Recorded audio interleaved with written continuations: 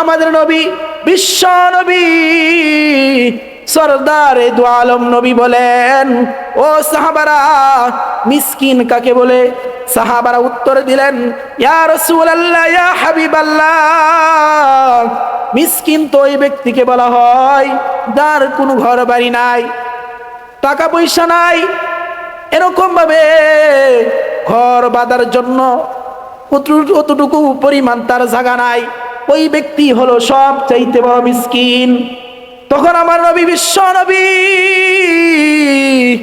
সরদারে দু আলম নবী তখন বলেন, ও সাহাবারা, মিসকিন তো ওই ব্যক্তিকে বলা হয় না, মিসকিন তো ওই ব্যক্তিকে বলা হয় যা কিয়ামতের দিন কিছু কিছু মানুষ পাহাড় পরিমাণ সওয়াব নিয়ে উত্তোলন হবে, পাহাড় পরিমাণ সওয়াব নিয়ে তারা দাঁড়াবে। ওই সমস্ত মানুষের ব্যাপারে কিছু কিছু আল্লাহ রব্বুল আলামিন ওই সমস্ত মানুষদের ব্যাপারে যারা পাহাড় পরিমাণ সওয়াব নিয়ে দাঁড়াবে, ওই সমস্ত ব্যক্তিদের ব্যাপারে আল্লাহর কাছে মামলা দায়ের করবে। ওগো আল্লাহ, যে ব্যক্তি আজকে পাহাড় পরিমাণ সওয়াব নিয়ে আপনার কাছে দাঁড় হয়েছে, আপনার কাছে উত্তোলন করেছে, কিন্তু ওই ব্যক্তি আমার কাছ থেকে দুনিয়ার মধ্যে যখন ছিলাম আমার কাছ থেকে এত টাকা নিয়েছে, টাকা দেয় নাই। ভাই বলবে, আমার ভাই হইয়া আমার জায়গা দখল করে ভোগ করেছে। বোন বলবে, আমার ভাই হইয়া আমার জায়গা দখল করে ভোগ করেছে আল্লাহ। বাবার ব্যাপারে মামলা দায়ের করতে থাকবে, ওগো আল্লাহ, আমার বাপ হইয়া বাবার সম্পদ আমাকে দেয় নাই, আমার 3 ভাইকে দিয়ে দিছে। ওই সমস্ত ব্যাপারে আল্লাহর কাছে মামলা দায়ের করতে থাকবে।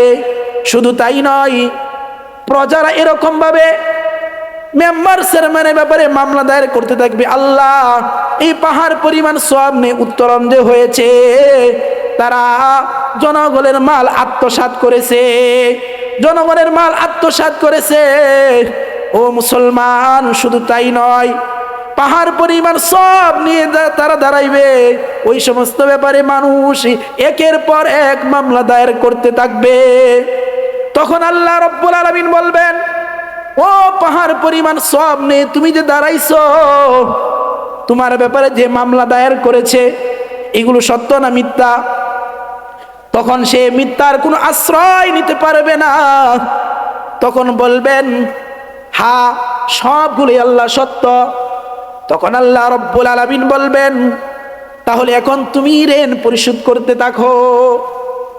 এই ব্যক্তি বলবেন, যে ব্যক্তি পাহাড় পরিমাণ সওয়াব নিয়ে দাঁড়াইছে, এই ব্যক্তি বলবেন, আল্লাহ, এখন কিভাবে ঋণ পরিশোধ করব?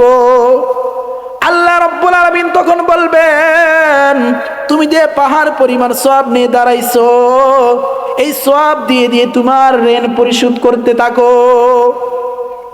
এই হুকুম করার পর ঋণ পরিশোধ করতে থাকবে, সওয়াব দিতে দিতে দিতে দিতে এরকম ভাবে ঋণ পরিশোধ করতে থাকবে। এরকম ভাবে সওয়াব যখন শেষ হয়ে যাবে, পাহাড় পরিমাণ সওয়াব যখন শেষ হয়ে যাবে, আল্লাহর কাছে বলবে, আল্লাহ, আমার পাহাড় পরিমাণ সওয়াব শেষ হয়ে গেছে, এখন কি করব? তখন আল্লাহ রব্বুল আলামিন বলবেন, প্রাপকদেরকে বলবেন, তোমাদের গুনাহ তুমি তার কাঁধে চাপিয়ে দাও, তার গুনাহ তার কাঁধে চাপিয়ে দেওয়া হবে। তখন পাহাড় পরিমাণ দিয়ে সব ঋণ দিতে দিতে যখন শেষ হয়ে যাবে এবং প্রাপ্যদেরকে বলবে, আল্লাহ তাআলা, তোমার গুনাহ তার কাঁধে চাপিয়ে দাও। এরকম ভাবে চাপিয়ে দেওয়ার পর পাহাড় পরিমাণ সব যা আছে সব কিছু শেষ হয়ে যাবে, শুধু তার কাছে শুধু বদ আমল। প্রাণীরা আল্লাহর কাছে বলবে, আল্লাহ, অমুক প্রাণী আইসা আমার উপর আক্রমণ করেছে। এরকম ভাবে আল্লাহ রব্বুল আলামিনের কাছে যখন মামলা দায়ের করতে থাকবেন, আল্লাহ রব্বুল আলামিন তখন বলবেন, ও প্রাণী, যে সমস্ত প্রাণীদেরকে আমি দুনিয়ার মধ্যে দুর্বল বানিয়ে পাঠিয়েছিলাম, তখন তোমার উপর অমুক একটা প্রাণী আইসা তোমার উপর আক্রমণ করেছে, তুমি প্রতিশোধ নিতে পারো নাই। এখন আমি যে সমস্ত প্রাণীদেরকে আমি দুর্বল বানিয়ে পাঠিয়েছিলাম, আমি তাদেরকে আমি সবল বানিয়ে দিলাম, শক্তিশালী বানিয়ে দিলাম। এখন শক্তিশালী বানানোর পর আল্লাহ রাব্বুল আলামিন বলবেন, এখন তোমার প্রতিশোধ নিতে থাকো। এই হুকুম পাইয়া প্রত্যেকটা প্রাণী প্রতিশোধ নিতে থাকবেন। যে কয়টি দুনিয়ার মধ্যে যে কয়টি গুঁতো দিয়েছিল, এরকম ভাবে সে কয়টি গুঁতো দিতে থাকবে। ছাগল এরকম ভাবে অপর একটি ছাগল আইসা এরকম ভাবে যে কয়টি গুঁতো দিয়েছিল সে কয়টি গুঁতো দিতে থাকবে।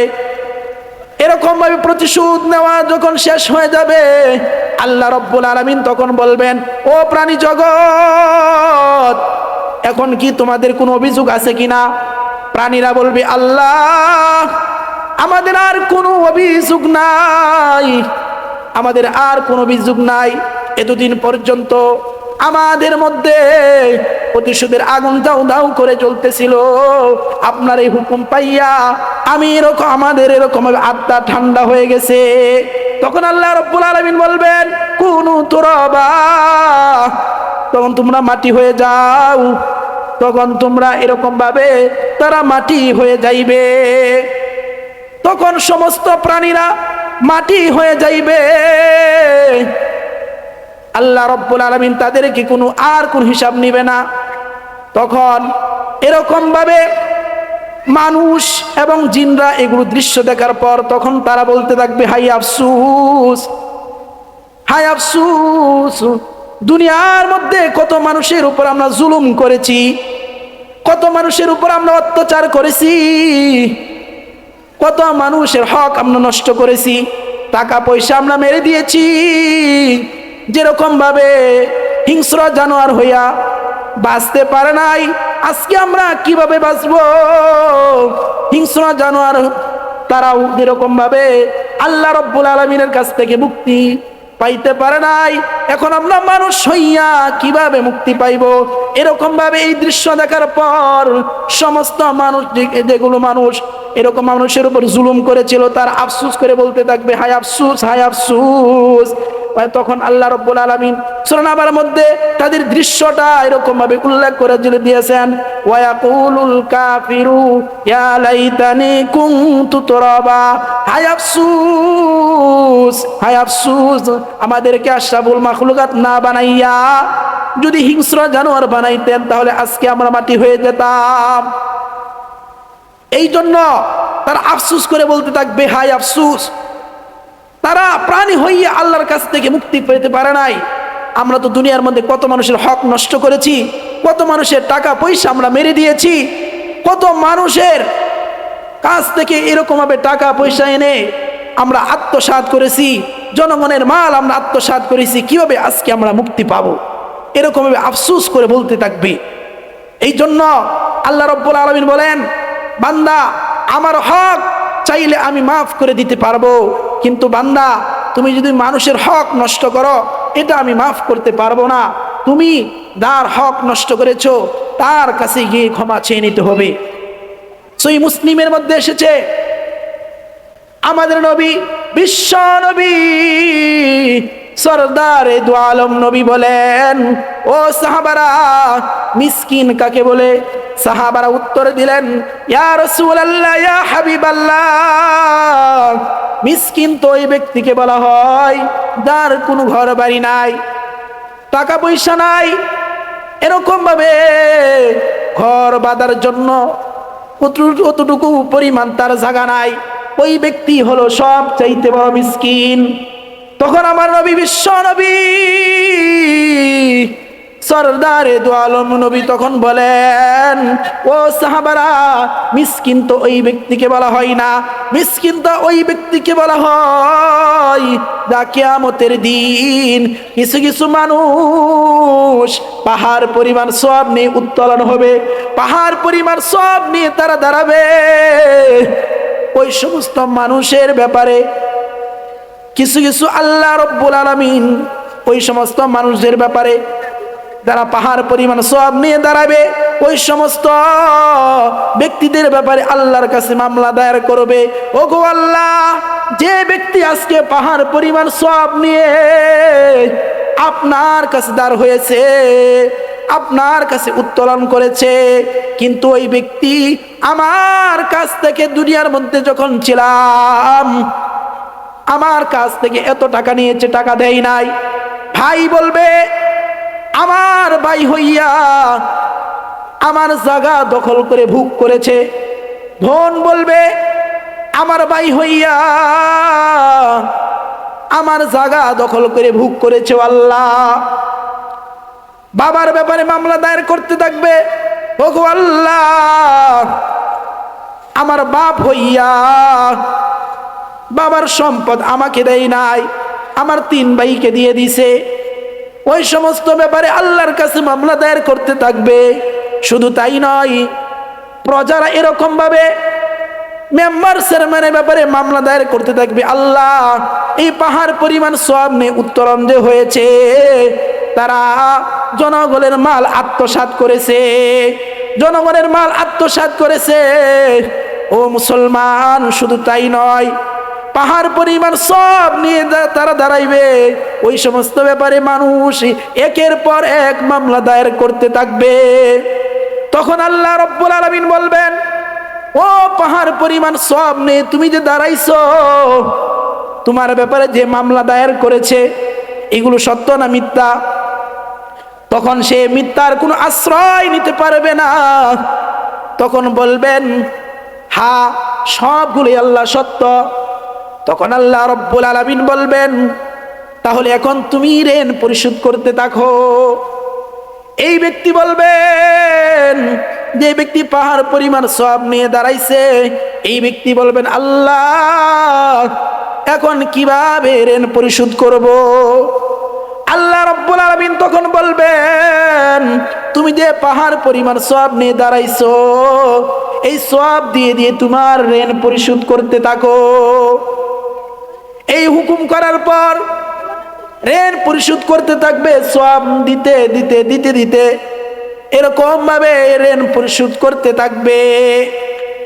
এরকম ভাবে সওয়াব যখন শেষ হয়ে যাবে, পাহাড় পরিমাণ সওয়াব যখন শেষ হয়ে যাবে, আল্লাহর কাছে বলবে, আল্লাহ, আমার পাহাড় পরিমাণ সওয়াব শেষ হয়ে গেছে, এখন কি করব? তখন আল্লাহ রব্বুল আলামিন বলবেন, প্রাপকদেরকে বলবেন, তোমাদের গুনাহ তুমি তার কাঁধে চাপিয়ে দাও। তার গুনাহ তার কাঁধে চাপিয়ে দেওয়া হবে। তখন পাহাড় পরিমাণ দিয়ে সব ঋণ দিতে দিতে যখন শেষ হয়ে যাবে এবং প্রাপ্যদেরকে বলবে, আল্লাহ তাআলা, তোমার গুনাহ তার কাঁধে চাপিয়ে দাও। এরকম ভাবে চাপিয়ে দেওয়ার পর পাহাড় পরিমাণ সব যা আছে সব কিছু শেষ হয়ে যাবে, শুধু তার কাছে শুধু বদ আমল। তখন আমার নবী, বিশ্ব নবী সাল্লাল্লাহু আলাইহি সাল্লাম বললেন, ওই ব্যক্তি হলো সবচাইতে বড় মিসকিন। এই জন্য রে মুসলমান, যারা আমরা মানুষের হক নষ্ট করেছি, মানুষের টাকা পয়সা মেরে দিয়েছি, দুনিয়ার মধ্য থেকে একভাবে যদি চলেও যাও, কাল হাশরের ময়দানে এর হিসাব দিয়ে তুমি সামনে অগ্রসর হতে হবে। এর বিনিময়ে তোমার সওয়াব দিতে হবে রে মুসলমান। এই জন্য আমরা যারা হক নষ্ট করেছি, এখনো সময় আছে, আমরা ঋণ পরিশোধ করতে থাকি। ঋণ আমরা পরিশোধ করে দেই। ঋণ যদি পরিশোধ না করি, তাহলে কাল হাশরের ময়দানে আমাদের এরকম ভাবে সওয়াব দিয়ে ঋণ পরিশোধ করতে হবে।